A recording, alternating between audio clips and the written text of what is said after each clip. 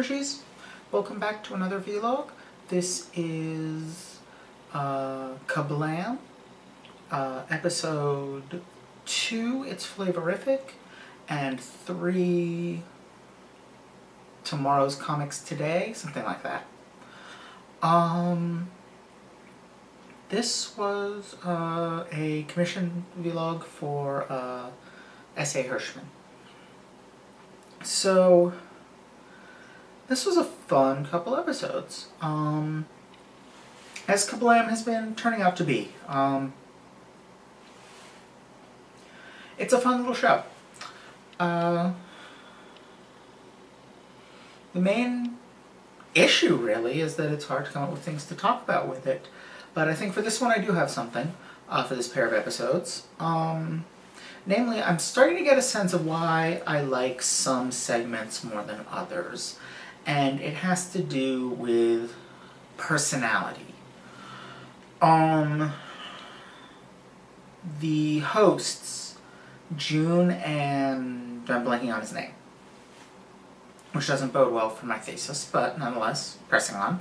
The hosts have a lot of personality and energy to them.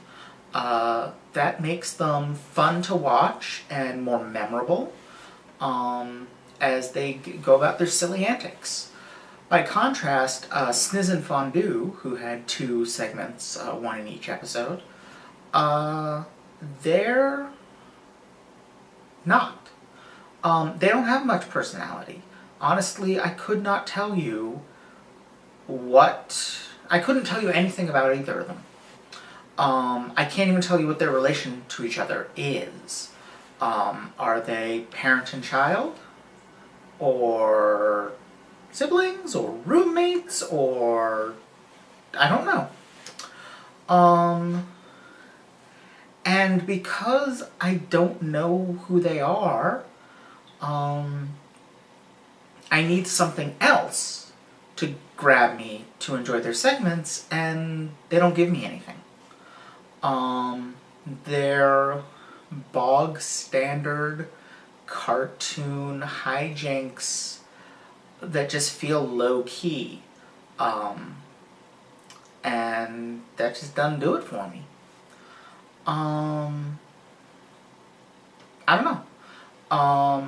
By contrast, like the Prometheus and Bob shorts, they're a little more experimental. They're an unusual animation style, being, I think, claymation, or some form of stop motion.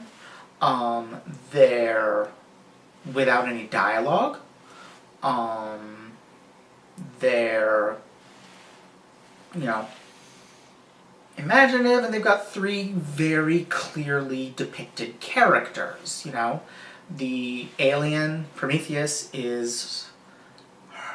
harried and unlucky and determined, and has a kind of, if not paternal, at least mentor-student relationship. He feels a sense of responsibility toward Bob, who is goofy and playful and easily confused, and doesn't always follow what Prometheus is trying to get him to do, but is always up to try it. And then there's the monkey, who is more of a trickster. He's more trying to disrupt what's going on. And that's a dynamic that can grab me, can hold my attention. Even though the shorts are very repetitive and often very predictable, there's still enough creativity to them and enough character and personality to them that I enjoy those. Life with Loopy continues to be... I'm really glad each of these had a Life with Loopy segment, because I'm really enjoying Life with Loopy because of a combination of factors, and part of it is it's got an animation style like basically nothing I've ever seen before, almost like 3D cutouts. And that was really visible in this episode. In one of these 2 episodes, there's a moment where Loopy looks out the window, and she turns away from the camera, and you can see that, like, she is a cutout, She is flat, but there is like a little bit of depth to her. Like, she's not a sheet of paper. She's a little thicker than that. She's more like a cardboard or plastic that's been cut out in the shape and then painted on each side. And that's really cool, and I have to assume that's what the characters in general are. It brings in a little bit of live action, it does a lot of neat stuff. And I like that. But it also, like, there's a ton of personality to it. There's characters that you really get a sense of. You get a sense of this family, of their dynamics.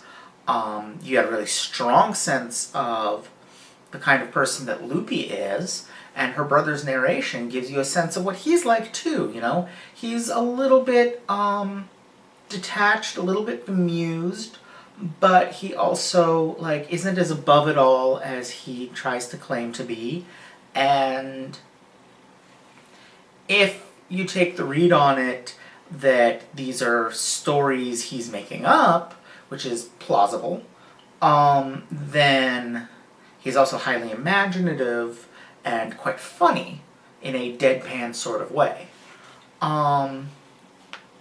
If you take the view that he's just reporting things he witnessed, then he's got some of those same qualities, being deadpan, being kind of funny, but he's also, like, basically unflappable, you know? And both of these reads can coexist, you know? I'm kind of constantly in both at once, and enjoying both at once.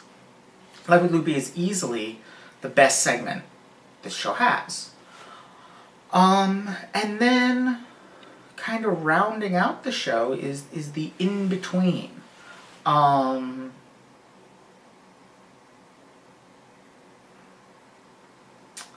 The one that's kind of not got the strong characterization of A Life with Loopy or Prometheus and Bob, but it's got enough other stuff going on to mostly keep my attention, is Action League Now, which, you know, it's doing the stop motion thing. It's got a quirky concept, a lot of creativity in how they use everyday objects and really give it a feel of, like, the product of a child playing with their toys. I particularly liked the Spotzilla episode, because just the use of the live-action dog running around, like, eating stuff, eating toys, that kind of thing, was really entertaining, and clever. And very much the kind of thing, again, that, like, a kid playing with their toys might come up with. The characters are not super well drawn in the sense of, like, I couldn't really give you a sense of what they're like as individuals or what their team dynamics are like or anything like that. They're basically just power sets that exist to tell these ultra brief, like, serialized stories. But, you know, that's fine. That's what it's doing. And for what it is, I'm enjoying it. And it's really showing a lot of creativity there. And I think that really gets to what my issue is with Fondue and Sniz, is I don't feel any real creativity there. There's nothing going on there that I haven't seen before. And the things they do just don't have that, like, madcap quality that could make it work with the kind of sloppy style of drawing that they're using. So, yeah, that's kind of what the problem is with those. There was one other segment, a really teeny short by Francisco Villela, which is a name that rings a bell, but I could not tell you off the top of my head who that is. And it was nice change of pace. But it came down to basically a fart joke. And didn't really do anything for me. But such is the nature of, you know, a show like this, you know, that does all these like little sketches. It's just throwing them at the wall to see what sticks. This one for me did not stick.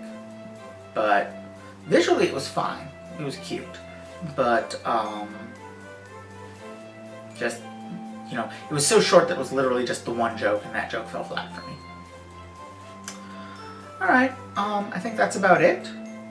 Thank you all for watching. Don't forget to like, comment, subscribe.